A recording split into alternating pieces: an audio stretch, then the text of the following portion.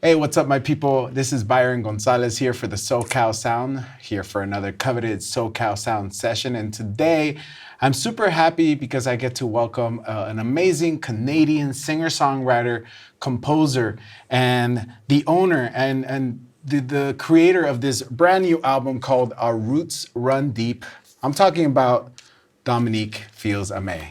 How are you? ¿Cómo estás? I'm great. Muchas gracias. ¿Y usted? Muy bien. Oh, you're bilingual. Well, you're trilingual. I heard you talking some French in here. Yes. So yeah, you encompass many languages. That's beautiful. Thank you. I love languages. Music being my favorite one. Yeah. So she just did release this new album, and I'm here with an artist who there's intent behind everything that she does, whether it's the organization of the songs, the sounds, her vocals. Can you speak a little bit about where that, like, do you remember when you were young and when you wanted to create something like that? Was there ever like a spark? Actually, the spark came way later in life because I have a bit of a atypical parkour. I was not in music at all. Like I dabbled around in so many different things. I love so many things. I did some photo, studied philosophy, creative writing. I would be all over the place, And then I was in psychological support for employees and working with autistic kids. And when I burnt out, I started using music as a form of therapy. And eventually I realized that I knew my purpose, but I wasn't using the right tool. And that's when I figured, no, it's music. Music is the healer. This is the one way that we can actually reach people in a way that is deeper than just having conversations. It's straight to the soul, straight to the heart. So from that moment on, I just never stopped making music, first for my own personal well-being and in hopes that it could also do the same for someone else out there. And I realized that these frequencies, we can definitely put intention in it, just like every action that we take. But specifically, music, there's something in it that takes and just soaks in the intention that you put so that it can reach the people in a deeper way. Yeah. So that's something I really appreciate, and I feel lucky that I get to do. That's great, and you even highlighted it on this album. I want to share this little quote that she put here: "To the ancestors of yesterday and tomorrow, thank you for inspiring me and healing me today." That's amazing, and it also kind of speaks into what you did with your previous albums, your first 3 albums that you call your trilogy. Each album represents a different era in history, yeah. Musical history, by way of the African people and your culture, your heritage. How did those 3 albums prepare you for digging your roots for this album? Exploring the first 3 albums and the styles, the musical styles and the emotions that were engraved in blues, jazz, soul, the goal was for me to find myself also through that, because I knew they were all musical genres that I connected with and that they raised me and they made me feel, And being able to explore that made me feel like when I reached this album, I realized I don't have to choose, really. I can just allow myself the same freedom that they gave themselves when they created. And that's, to me, the essence of jazz. So this is what makes jazz to me, at least. And just being free in creation and continuing the notion of telling a story, sharing a bit more, being more vulnerable and open, going through them allowed me to now feel more comfortable sharing my truth and my vision of life and my emotions and all of these things I go through. I can imagine. I mean, I'm sure you learned a lot through that process, but more so now because, you are digging into your own roots. What would you say is something that stands out to you in this process that you learned about yourself? How my roots are humanity's roots, how much we're connected. I think that's something we say often, so people will take it a bit lightly, but it is quite powerful. And the parallel between the way trees and nature works and us. Like when people say I'm going out in nature, it's like you're nature too, we're nature. And we function pretty similar. I need water and sun, that's for sure. That's true, You yeah. know, some kindness and the way trees communicate in a forest we didn't know before, but there's a whole underground network that is so complex and they communicate very, very loudly and they're very far. So I keep thinking perhaps these connections that we didn't see before but were there might apply to humans as well on another realm that we don't see yet, so we can't like scientifically explain it. But it remains that we feel it. We feel connected. We know it's there. Yeah. So that was definitely one of the takeaways from this album and this process of meditating upon what I wanted to share and what message I felt was important. Nice. That's beautiful. Yeah, I like that. That's why I guess you talk about roots in here, right? Yeah. Did that come as you learned about how trees communicate before or after the album or the album name? I kind of knew or had a hunch before doing the album, and that's one of the things I love about music is sometimes it's kind of channeling in a way, so it's not necessarily you, and you get information and it just feels right and it feels true, and later on you have life sending you little things to confirm, yes, it's true, it's not in your head, it's definitely, you were tapping into something that is going to be validated later through life and things that you discover. Nice. Well, you discovered a lot in this album. I the vocals, the percussions, everything, and you know, congratulations on the news. I did forget to mention this. I'm sorry, but she just got nominated for a Juno Award. Her second studio album won the award. Now this new album is up for the next Juno Award. Congratulations Thank on you. that. That's huge. And also another cool little tidbit, this album was recorded in Dolby Atmos. So for you, that's an artist that has intent and everything, that must have been amazing to be able to pinpoint like different sounds coming in and out and everything. Did you know that you were going to be recording for Dolby Atmos before? It was in the talks for sure. Oh, wow. But the great thing is the way I build music with all the vocal layers, and I always dreamed of them surrounding the person and being all around. So it's as if the technology now makes it even more possible. And it definitely impacted, and it's going to keep impacting the way I allow myself to dream a bit bigger, because now it's like we have more tools to make it happen in a cleaner way, you know? Yeah, that's amazing. I can't. I mean, I wish I might have to just get Apple Music. No, what's it called? Product placement here, but I need to. Yeah, but it works without it for sure. Oh, perfect, perfect. What was? I know that previously your albums were different colors. You got the primary colors, and now you're mixing yellow and blue to make green. Exactly, So then- secondary. yeah. So now you got your second trilogy coming on. Is there a maybe a short version of what you're trying to accomplish with this new trilogy that you're able to talk about, or if it's still in the works and you're trying to keep it secret? I always have the guidelines in a way, and I feel like when you establish the playground to begin with, it makes it easier to be free inside that playground while remaining coherent. There is definitely chakras that have always been present in the way I conceptualize albums, but I never really spoke about it that much. But now it's a bit more obvious and open, because I think there was part of me that was scared of getting categorized, like, and then not being able to reach certain people because I would speak of terms like chakra but I feel like people are more and more open, and also that it's in my right to be more honest and open about who I am too and what I believe in.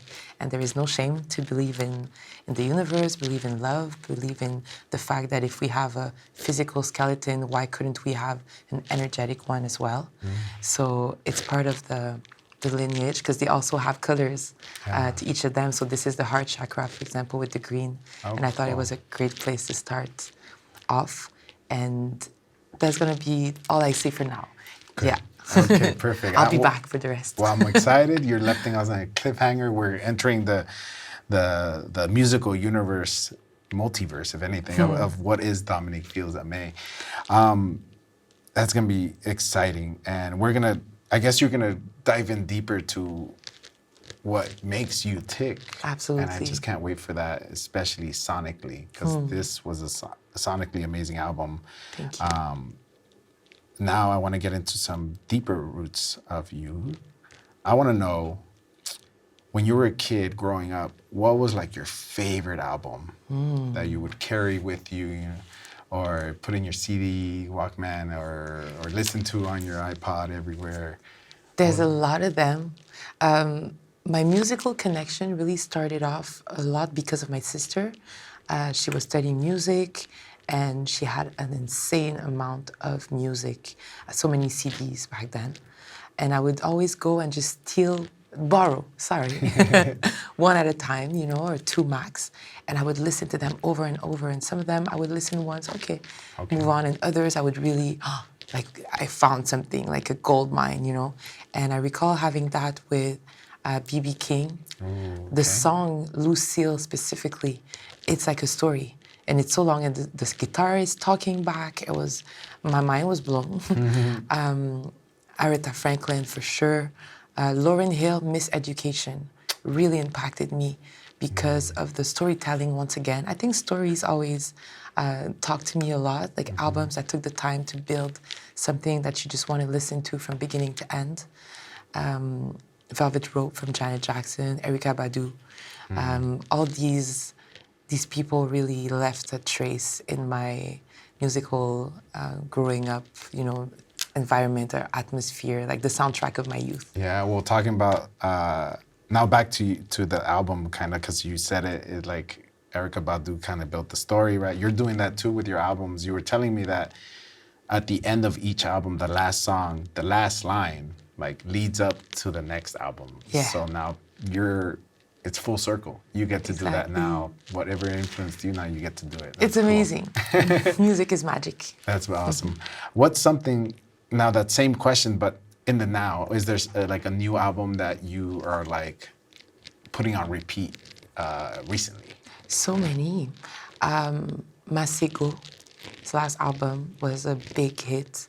It really, it came straight to my heart. Okay. Aza, Sovereignty is an amazing one. Witch Project, sorry. Jamila Hoods. There's the playlist that we made, we listened to together. There's a lot of it in there, but yeah, I think these artists are the one accompanying me lately a lot. Nice. This one's really, you have to think about it hard. What is your favorite food? Tacos. Love LA tacos specifically, or Mexican for sure. Yeah. I love food in general. So that is a hard question, but my mind has been set on tacos since this morning. So tacos. Yeah, you're gonna be only here for like a short amount of time. Yeah. So I hope you can get some tacos. I will find a way. Well, there's taquerias everywhere. Yeah, that's why I love it. And I can see you're also a very deep and mindful person. I'm sure. Are you much of a reader? I love reading. What's definitely. like your favorite book, if you have one, top? Ooh, I don't know that I can answer that question. I read so many different things. I don't think I could. There's The Life of Trees lately that I really appreciated a lot because it was so connected where I was. I can't No, it's choose. too hard. You have like a bookcase. There's too many. L'écume des jours, I don't know what it is in English. Boris Vian was a book that was, since my childhood, really showed me how free you can be when you create, because it's like he built, there was a piano that makes cocktails in it. It was very visual and metaphorical, and that opened my mind to the fact that we're allowed to create and just use our imagination to the full extent. And that's the kind of book that left a trace. Oh, interesting. Yeah. Gotta check that out. I'll play this back and Yeah. try to get that. Check it out. Do you have a favorite planet? Favorite planet? Yeah. Well, the moon is my planet because I'm Cancer. Okay. And I'm always looking at the moon. I think it's fun to have the sun and the moon be, night and day. It's like very poetic. I definitely connect with the nighttime, and I know it's not a planet, but Yeah, yeah. I it's think in the the- moon and the in the sun, yeah, universe. those two, my buddies. Do you have what do you prefer, coffee or tea? You're a coffee tea Oh, person. it's coffee then tea, Okay, in yeah, that order. and then water. Are you a morning person? I do love morning, but it's cyclical. Winter, it's gonna be night, and summer is morning because I want every drop of sunshine I can get. Are you an active person? Do you like, it's like when you do morning, you're like gonna go on a run. No, No. no, I don't like to suffer.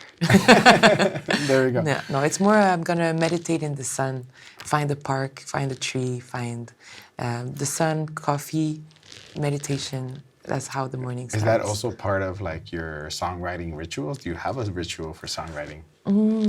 There's no ritual per se.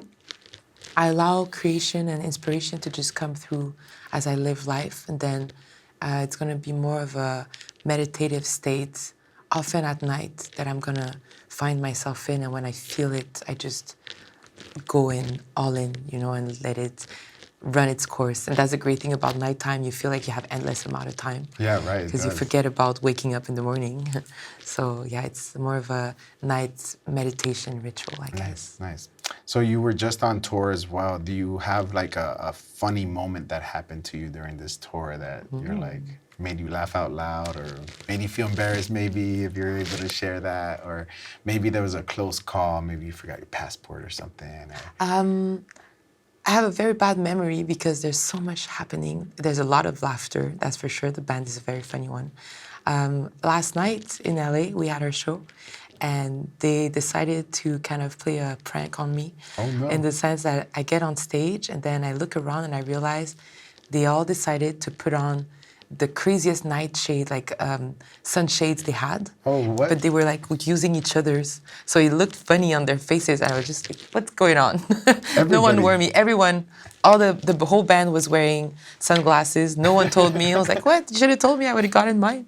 But that's cool. that was cute. It was fun to look at them. It was kind of as if they were wearing a disguise, So Yeah. dressing up. Just like putting you on Yeah. out of whack for a little bit. Exactly. It definitely did But that. as an artist, you got that back and you like performed. I mean, let's go. Let's do this. You guys looking cool. That's wonderful. That's wonderful. Well, Dominique, I don't want to take too much of your time. I know you have a flight back to Canada to continue your tour. Yes. It's very extensive. And again, congratulations on your Juno Award. That's Thank you. another great honor for Best Vocal Jazz Album, right? Yeah. I got it right? Yes. Cool. For those of you that don't know, Juno Awards are like the Grammys of Canada. Yeah, Right. exactly. Well, thank you so much for paying us a visit. Thank you for having me anytime. Yeah. Again, we got our roots run deep from Dominique Fields May. She's about to go in there right now. I was here for the sound check. It's amazing. So don't close the window. Make sure you subscribe while you're here and stick around for that performance. Thank you so much. Thank you.